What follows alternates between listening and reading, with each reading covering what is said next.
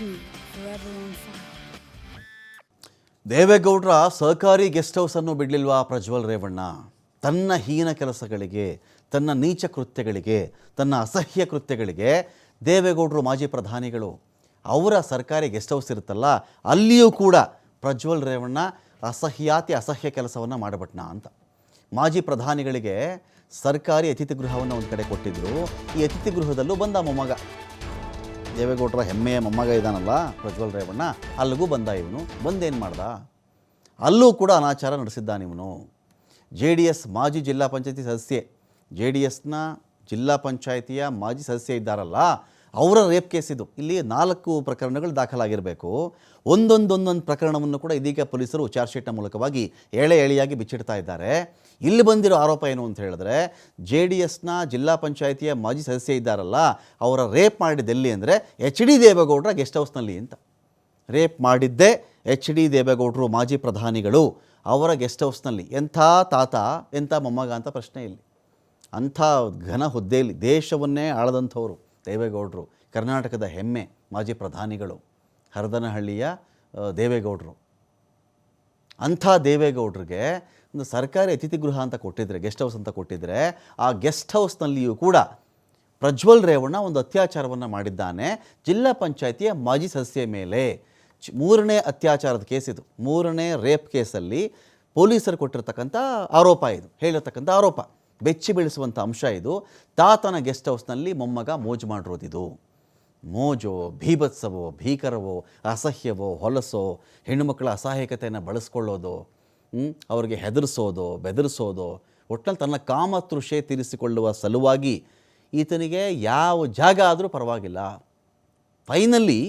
Finally ತಾತನ guest house ಕೂಡ ಬಿಡಲಿಲ್ಲ ಅಂತ. ಕಾರ್ಯನಿಮಿತ್ತ ಪ್ರಜ್ವಲ್ ರೇವಣ್ಣ ಅವ್ರನ್ನ ಭೇಟಿ ಮಾಡೋದಕ್ಕೆ ನಾನು ಬಂದಿದ್ದೆ ಅಂತ ಜಿಲ್ಲಾ ಪಂಚಾಯತಿ ಮಾಜಿ ಸದಸ್ಯ ಹೇಳಿರೋದಿದು.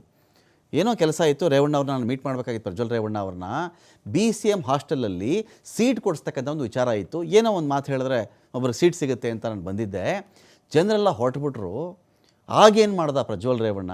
ಮೊದಲನೇ ಮಹಡಿಗೆ ನಾನು ಕರ್ಕೊಂಡು ಹೋದ, ಎಳ್ಕೊಂಡೇ ಹೋದ. ನನ್ನ ಬಾಗಿಲು ಚಿಲಕ, ಜನರೆಲ್ಲ ಹೋಗೋವರೆಗೂ ನನ್ನ ವಿಷಯವನ್ನು ಅಟೆಂಡೇ ಮಾಡಲಿಲ್ಲ. ಎಲ್ಲರೂ ಹೋದ್ಮೇಲೆ ಮೇಲ್ಗಡೆ ಹೋಗಿದ್ದ ಇವನು, ನಾನು ಕರ್ಕೊಂಡು ಕೂಡ ಹೋದ ಅಲ್ಲಿಗೆ. ಬಾಗಿಲು ಚಿಲಕ ಹಾಕಿಬಿಟ್ಟು ಮೈ ಮುಟ್ಟಿ ಬಟ್ಟೆ ಬಿಚ್ಚೋಕ್ಕೆ ತಾಕೀತು ಮಾಡ್ತಾನೆ ನನಗೆ. ನಿನ್ನ ಬಟ್ಟೆ ತೆಗಿ ಅಂತ ನನಗೆ ಹೇಳ್ದ. ನಾನು ಈ ಥರ ಮಾಡಲ್ಲ ಅಂತ ಹೇಳಿದಾಗ, ನನ್ನ ಹತ್ರ ಗನ್ನಿದೆ, ನಿನ್ನ ಗಂಡನನ್ನು ಸಾಯಿಸ್ಬಿಡ್ತೀನಿ, ಬಿಡಲ್ಲ ನಿನ್ನ ಗಂಡನನ್ನು ಅಂತ ಬೆದರಿಕೆ ಹಾಕ್ದ. ಕಣ್ಣೀರು ಹಾಕಿದಾಗ ಅಳಬಾರ್ದು, ನಗಬೇಕು ಅಂತ ಹೇಳಿ ರೇಪ್ ಮಾಡ್ದ ಇವನು ಅಂತ. 3ನೇ ಅತ್ಯಾಚಾರಕ್ಕೆ, ಅಂದರೆ ಅತ್ಯಾಚಾರಕ್ಕೆ ಒಳಗಾದಂತಹ ಮಹಿಳೆ ಹತ್ಕೊಂಡಿರೋದಲ್ಲಿ ಈ ಥರ ಮಾಡಿಬಿಟ್ಟ ಇವನು. ಕಾಮತೃಷೆ ತೀರದ ಮೇಲೂ ಆಗಾಗ ಫೋನ್ ಮೂಲಕವಾಗಿ ಸೆಕ್ಸ್ಗೂ ಇವನು ಒತ್ತಾಯವನ್ನು ಮಾಡಿದ್ದಾನೆ. ಸೆಕ್ಸ್ಗೂ ಒತ್ತಾಯ ಮಾಡ್ದ ಇವನು. ಆಗ ಬೆದರಿಸಿ ಫೋನ್ನಲ್ಲಿ ಬೆತ್ತಲಾಗುವಂತೆ ಮಾಡಿ ಸ್ಕ್ರೀನ್ಶಾಟ್ ಕೂಡ ಇಟ್ಕೊಂಡಿದ್ದಾನೆ ಇವನು. ಹೆದರಿಸೋದು, ಅಲ್ಲಿ ಬೆತ್ತಲಾದರೆ ಆ ಸ್ಕ್ರೀನ್ಶಾಟ್ ಇಟ್ಕೊಳ್ಳೋದು, ಅದನ್ನು ಹೆದರಿಸಿ ಇನ್ನೊಂದು ಸಲ ಅತ್ಯಾಚಾರ ಮಾಡೋದು. ನಾನು ಹೇಳಿದಂತೆ ಕೇಳಿದ್ರೆ ಸರಿ, ಇಲ್ಲದೇ ಇದ್ದರೆ ಈ ವಿಡಿಯೋಗಳನ್ನೆಲ್ಲವನ್ನು ಕೂಡ ವೈರಲ್ ಮಾಡಿಬಿಡ್ತೀನಿ ನಾನು. ಈ ಥರ ಕೂಡ ಪ್ರಜ್ವಲ್ ರೇವಣ್ಣ ಬೆದರಿಸಿದ್ದಾನೆ. 2 ದಿನದ ನಂತರ ರಾತ್ರಿ ಫೋನ್ ಮಾಡಿ 5 ನಿಮಿಷದಲ್ಲಿ ಬರಬೇಕು ಅಂತ ಹೇಳ್ತಾನೆ ಇವನು. 5 ನಿಮಿಷದಲ್ಲಿ ಇಲ್ಲಿ ಇರಬೇಕು ಅಂತಾನೆ. ಬರಲ್ಲ ಅಂದಿದ್ದಕ್ಕೆ ವಿಡಿಯೋ ಡಿಲೀಟ್ ಮಾಡಿಲ್ಲ, ಗೊತ್ತಿದೆಯಾ ನಿನಗೆ? ನಿನ್ನ ವಿಡಿಯೋ ಎಲ್ಲ ನನ್ನ ಹತ್ರ ಇದೆ, ನಾನು ಯಾವುದೂ ಡಿಲೀಟ್ ಮಾಡಿಲ್ಲ, ಹುಷಾರ್ ಅಂತ ಹೇಳ್ತಾನೆ. ಇದರಲ್ಲಿ ನನ್ನ ಮುಖ ಕಾಣ್ತಾ ಇಲ್ಲ, ಈ ಒಂದು ವಿಡಿಯೋದಲ್ಲಿ ನನ್ನ ಮುಖ ಇಲ್ಲ, ಆದರೆ ನಿನ್ನ ಮುಖ ಇದೆ, ಮರ್ಯಾದೆ ನಿಂದು ಹೋಗುತ್ತೆ, ನಿನ್ನ ಗಂಡನನ್ನು ಬಿಡಲ್ಲ, ಅವನನ್ನು ಸಾಯಿಸ್ಬಿಡ್ತೀನಿ ಅಂತ ಅತ್ಯಾಚಾರ ಮಾಡೋದು, ಆಮೇಲೆ ಫೋನ್ನಲ್ಲಿ ವಿಡಿಯೋ ಕಾಲ್ ಮಾಡೋದು, ಅದರಲ್ಲಿ ನನ್ನ ಮುಖ ಇಲ್ಲ ನಿನ್ನ ಮುಖ ಇದೆ ಅಂಥೇಳಿ ಅದನ್ನು ಇಟ್ಕೊಂಡು ಕೂಡ ಇವನು ಈ ಥರ ಒತ್ತಾಯಿಸ್ತಾ ಇದ್ದ. ಬ್ಲಾಕ್ ಮೇಲ್ಗೆ ಹೆದರ್ಕೊಂಡು ನಾನು ಮಾಜಿ ಪ್ರಧಾನಿ ದೇವೇಗೌಡರ ಗೆಸ್ಟ್ ಹೌಸ್ಗೆ ಕೂಡ ಹೋದೆ. ಆಗ ನನ್ನ ಮೇಲೆ 2 ಬಾರಿ ಅತ್ಯಾಚಾರವನ್ನು ಮಾಡಿದ್ದಾನೆ ಇವನು. ನಂತರ ಪ್ರತಿದಿನ ಫೋನ್ ಮಾಡಿ ನಾನು ಹೇಳಿದ ಒಳ ಉಡುಪುಗಳನ್ನು ಹಾಕಬೇಕು ಅಂತ ಕೂಡ ತಾಕೀತು ಮಾಡ್ತಾ ಇದ್ದ. ನಾನು ಕರೆ ಮಾಡ್ತಕ್ಕಂಥ ನಂಬರ್ಗಳನ್ನು ಸೇವ್ ಮಾಡಿಕೊಳ್ಬೇಡ ಅಂತ ಕೂಡ ಹೇಳಿದ್ದ ಇವನು.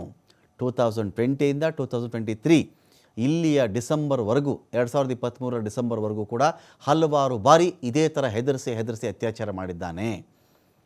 ಈ ಒಂದು ವಿಚಾರವನ್ನು ಕೂಡ ಸಂತ್ರಸ್ತೆಯಲ್ಲಿ ಹೇಳಿಕೆ ಕೊಟ್ಟಿರೋದು.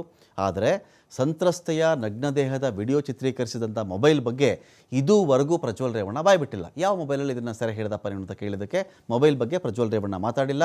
ಹಾಸನದ ರೇಸ್ ಕೋರ್ಸ್ ರಸ್ತೆಯಲ್ಲಿ ದೇವೇಗೌಡರಿಗೆ ಗೆಸ್ಟ್ ಹೌಸ್ ಕೊಟ್ಟಿದ್ದು PWD ಇಲಾಖೆ. ಇದೇ ಗೆಸ್ಟ್ ಹೌಸನ್ನು ತಮ್ಮ ಗೃಹ ಕಚೇರಿ ಮಾಡಿಕೊಂಡಿದ್ದರು ಮಾಜಿ ಸಂಸದ ಪ್ರಜ್ವಲ್ ರೇವಣ್ಣ. ಆ ಗೃಹ ಕಚೇರಿಯಲ್ಲಿ ಈ ಮಹಿಳೆಯರಿಗೆ ಇಂಥ ಗ್ರಹಚಾರ ಇತ್ತ ಅಂತ, ಗೃಹ ಕಚೇರಿ ಇಂಥ ಮಹಿಳೆಯರಿಗೆ ಇಂಥ ಗ್ರಹಚಾರ ಕಾದಿತ್ತ ಅಂತ. ಸೊ ಅಂದರೆ ಇದು ಒಂಥರ ಇದೊಂಥರ ಕೆಲವೊಂದಷ್ಟು ಹೊಲಸುಗಳು, ಕೆಲವೊಂದು ಹೇಳೋಕ್ಕೆ ಸಾಧ್ಯ ಇಲ್ಲ. ಇವನ ಕೃತ್ಯಗಳ ಬಗ್ಗೆ ಆರೋಪಗಳಾದರೂ ಜನಗಳಿಗೆ ಗೊತ್ತಿರಲಿ ಅನ್ನೋ ದೃಷ್ಟಿಯಿಂದ ಇದನ್ನು ನಾವು ಹೇಳಲೇಬೇಕಾಗಿದೆ. ನಾವು ಹೇಳ್ತಾ ಇದ್ದೀವಿ ಅಷ್ಟೇ.